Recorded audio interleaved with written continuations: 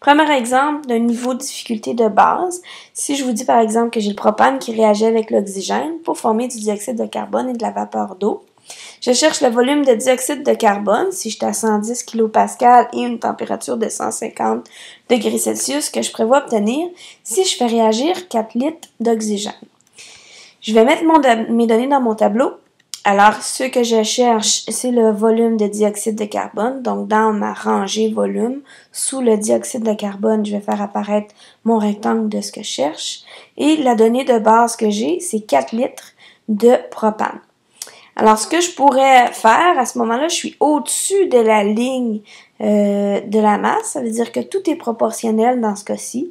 Je peux tout simplement aller faire une proportionnalité avec les coefficients stoichiométriques, c'est-à-dire un produit croisé, 4 litres fois 3 divisé par 1. Ça me donne un volume de 12 litres. Je suis dans ma case finale. J'ai pas besoin de faire PV égale nRT. J'ai pas besoin d'utiliser la température, la pression. J'ai directement ma réponse qui est 12 litres de gaz carbonique. Deuxième exemple un peu plus complexe. L'aluminium réagit avec le chlore pour former du trichlorure d'aluminium. Quel volume de chlore à une pression de 110 kPa et une température de 150 degrés Celsius va être nécessaire pour produire 100 g de trichlorure d'aluminium? Donc, j'ai mon équation qui est ici, bien important, toujours balancée. Toutes les règles de base de stoichiométrie vont s'appliquer. J'ai sorti toutes mes données, donc ma pression en kilopascal, ma température est en degrés Celsius, je l'ai transformée en Kelvin. R ne change pas, c'est considéré comme un gaz parfait parce qu'on n'a pas dit le contraire.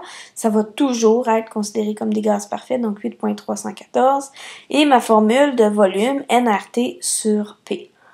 Alors, dans un premier temps, étant donné que j'ai ma masse, je vais devoir le transformer en nombre de moles. C'est la seule chose que je peux faire à partir de ma masse. Alors, je vais utiliser ma masse molaire. Une mole d'AlCl3, c'est 133,5 grammes. Si j'ai 100 grammes, j'ai donc 0,749 moles. Alors, je vais le mettre dans mon tableau. Je pourrais avoir deux possibilités de démarche. Je pourrais dire, je vais transformer mon 0,749 mol en volume et ensuite faire un produit croisé pour obtenir l'autre volume en utilisant mes coefficients. Mais il faut faire bien attention, il y a un problème ici. Le trichlorure d'aluminium, il est solide. Alors, étant donné qu'il est solide, on n'a pas le droit d'aller mettre un volume dans cette case-là. Alors, je vous invite, quand vous avez des solides, à barrer les cases en dessous pour éviter de les utiliser.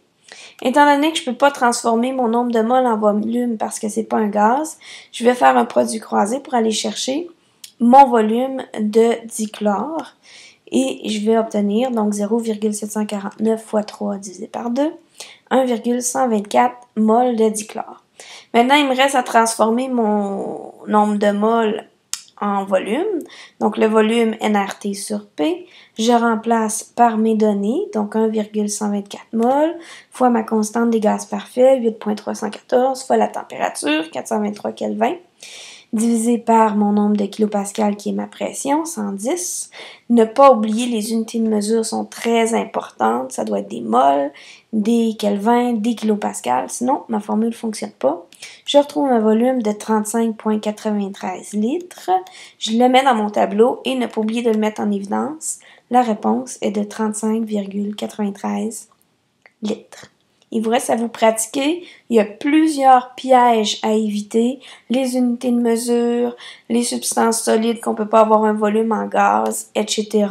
Donc, prenez le temps de vous pratiquer dans ces numéros pour prendre de l'aisance et ne pas tomber dans les pièges.